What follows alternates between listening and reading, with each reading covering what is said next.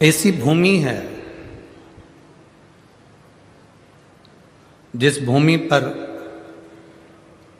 हरि और हर एक ही स्वरूप में साथ में विराजमान। ऐसी भूमि दुनिया में कहीं पर भी नहीं है जो चंद्रभागा के तट पर है। स्वयं गंगा, स्वयं यमुना, स्वयं सरस्वती भी इस चंद्रभागा के तट पर आकर झाड़ू लगाती हैं। केवल क्यों, किस लिए? गंगा भी समय निकालकर इस चंद्रभागा के तट पर पहुंचती हैं, यमुना भी चंद्रभागा के तट पर पहुंचती है और सरस्वती भी चंद्रभागा के तट पर पहुंचती है।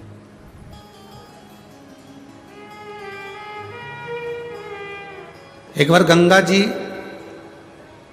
जब चंद्रभागा नदी के तट पर बैठी हुई बुआरी लगा रही थी, राह को बुआर रही थी, तब स्वयं राधा जी ने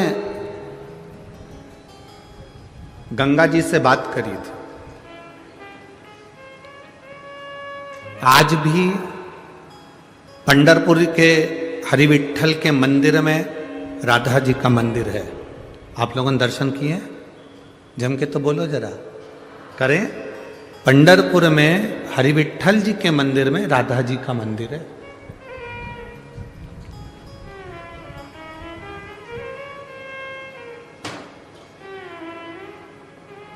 दुनिया में शायद पहला मंदिर होगा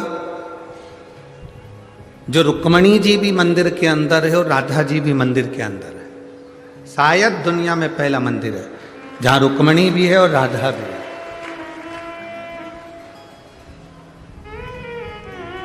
गोलोक धाम में राधा जी विराजमान है।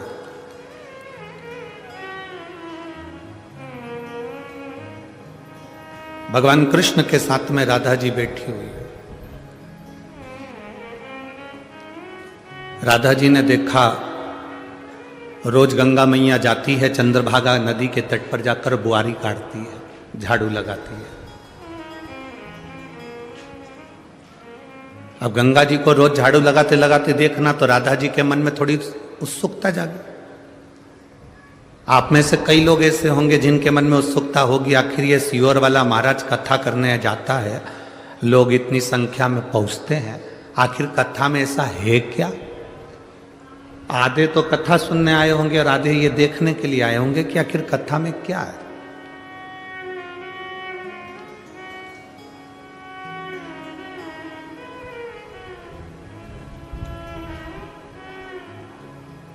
अब राधा जी के मन में ये उत्सुकता जाग गई कि जिन गंगा जी के चरणों में सारे देवता जाते हैं, जिन गंगा जी के जल में संपूर्ण पाप धुल जाते हैं, जिस गंगा जी के जल में जाने के बाद पापी भी निर्मल हो जाता है, जिस गंगा जी के जल में पाप कर्म छूट जाता है, वो गंगा मैया चंद्रभागा के तट पर झाड़ू लगा रही, बुआरी लगा रही।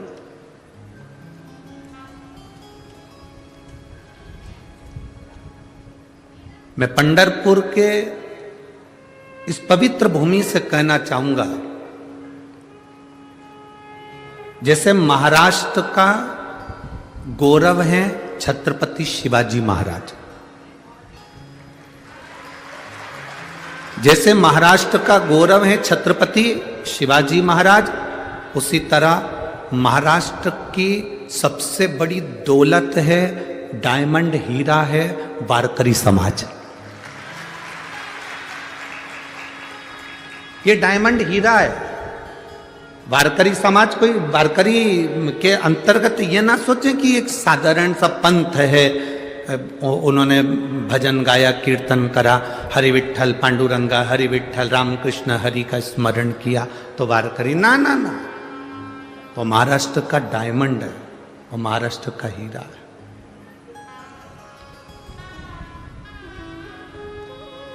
क्या मिला? अब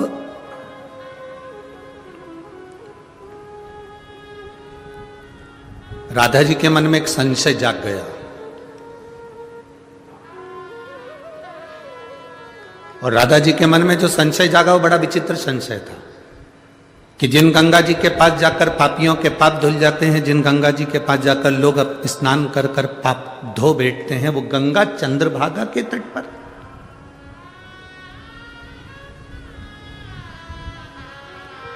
वो गंगा चंद्रभागा के तट पर। अब राधा जी के मन में बेचैनी होने लगी।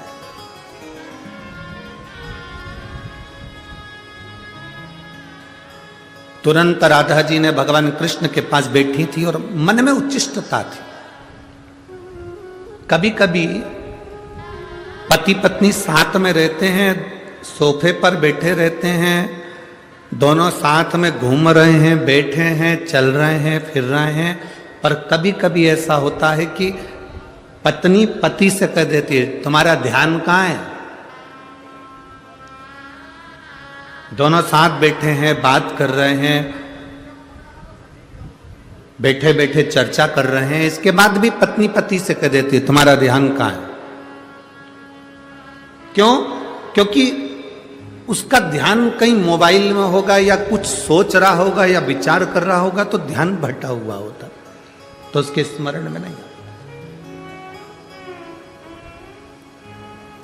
तुरंत कहा, तुम्हारा ध्यान कहाँ है? कहाँ है तुम्हारा ध्यान?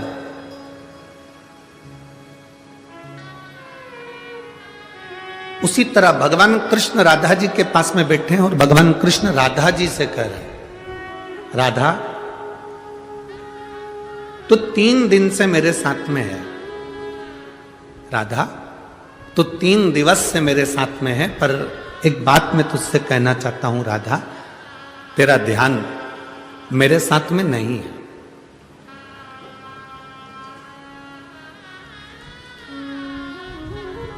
अरे खानो नहीं भावे मने, पीनो नहीं भावे, दौड़ दौड़ मन सत्संग जावे।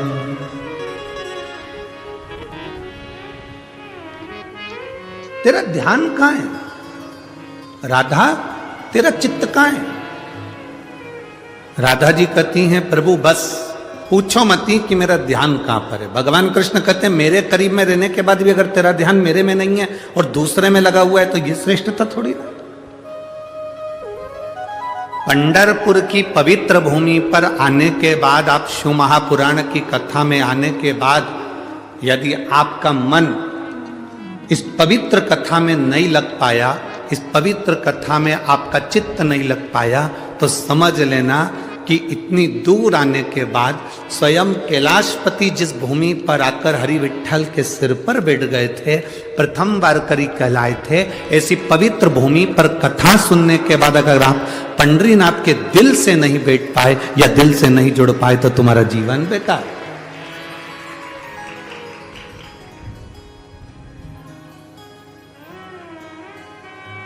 अभी कथा का एक दिन पहले हम यहाँ पहुँच गए 24 तारीख को, तो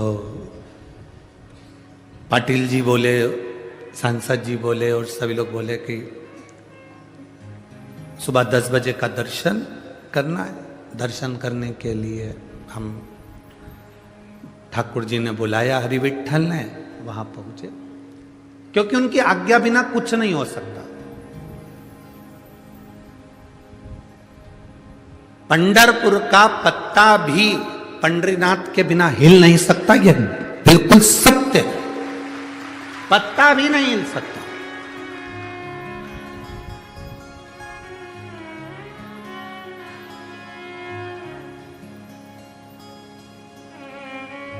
जगत गुरु श्रीमद वल्लभाचार्य जी जो ठान कर बैठे थे कि मैं शादी नहीं करूंगा, जगत गुरु श्रीमद वल्लभाचार्य जी जो ठान कर बैठे थे मैं विवाह नहीं करूंगा, उनको विवाह करने की आज्ञा श्री हरि विठ्ठल ने दी थी। जाओ शादी करो, विवाह करो, परिवार बढ़ाओ।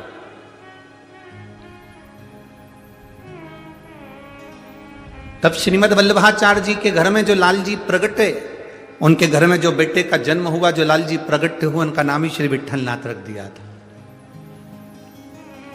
गोसाई जी रख दिया। यहां पत्ता नहीं हिल सकता हरि विठ्ठल के बिना, एक पत्ता।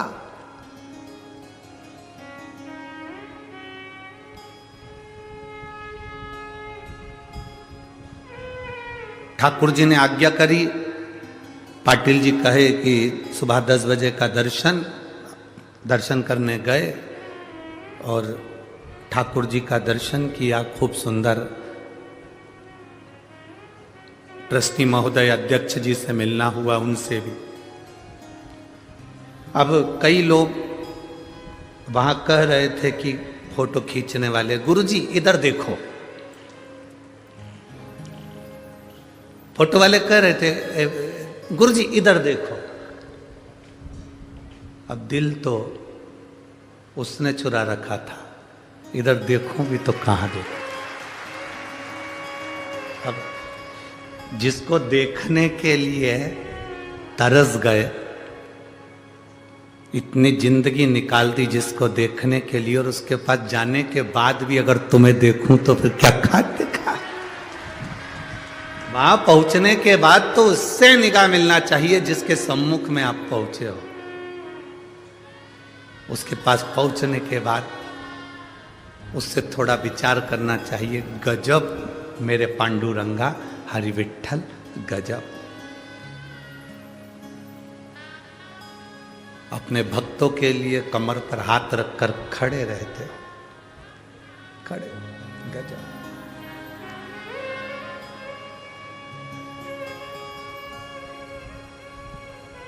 हमने,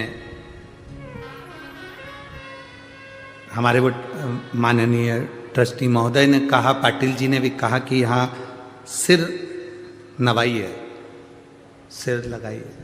हमने ठाकुर जी के चरण को पकड़ा, 2 बार 3 बार दबाया।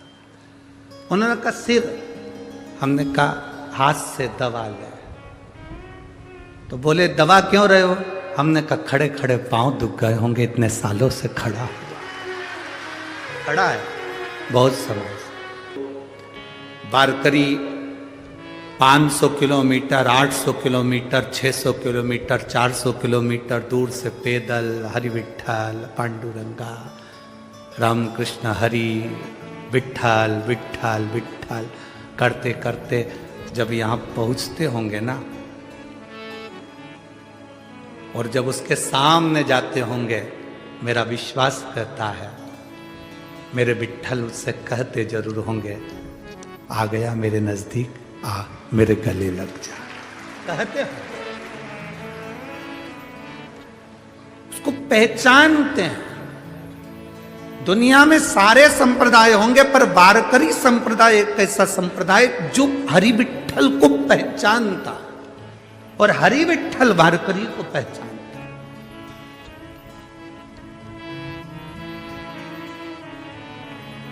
पहचान।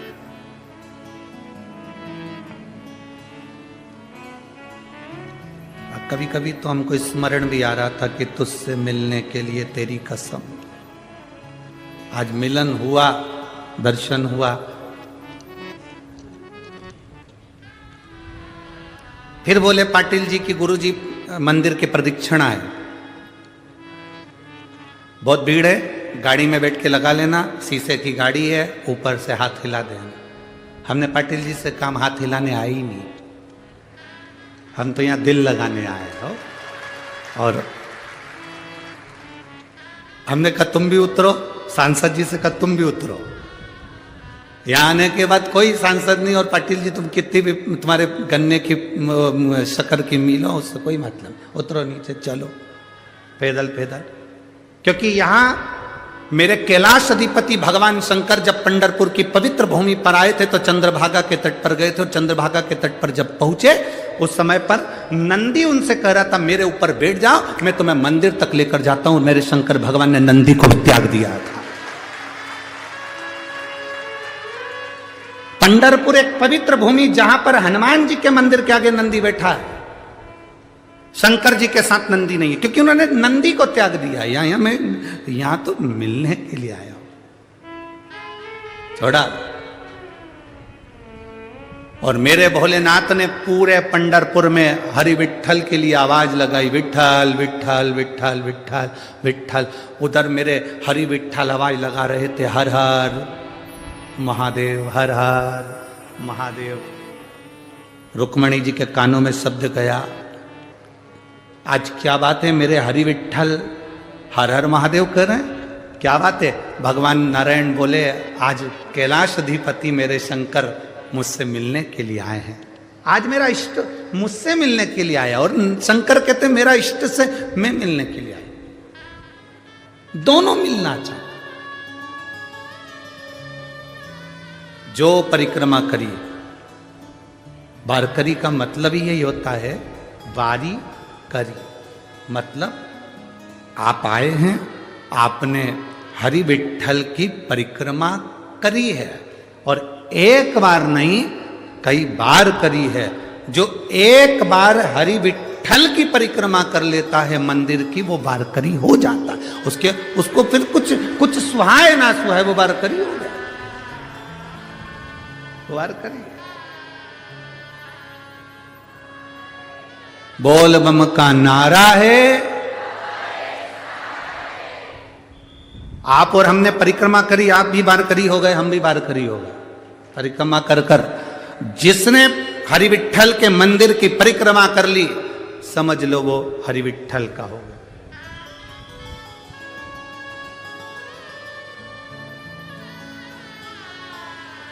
और पहले उसके बनो, फिर कथा का रसतत्व ग्रहण करेंगे। पहले उसके बनो। यहां जो लाखों की संख्या में आप लोग पहुंचे हैं पहले दिन की कथा में, आज लाखों की संख्या में आप लोग पहुंचे हैं, लाखों की संख्या में। तीनों चारों पंडालों में, 3 पंडाल तो ये लगाए हैं, एक उधर लगाया, एक उधर लगाया, किसी पंडाल में जगह नहीं है। आप लाखों की संख्या में पहुंचे हो, बाबा की कथा को श्रवण करने के लिए पहुंचे हो, तो दिल मेरे बाबा में लगाना, हृदय से कथा सुनो। हरिहर विठ्ठल शिव महापुराण की कथा।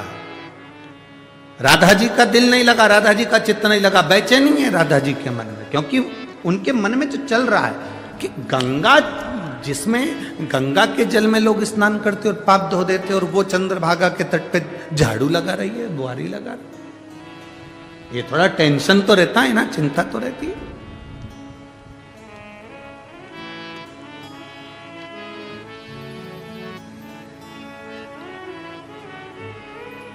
शिव महापुराण की कथा कहते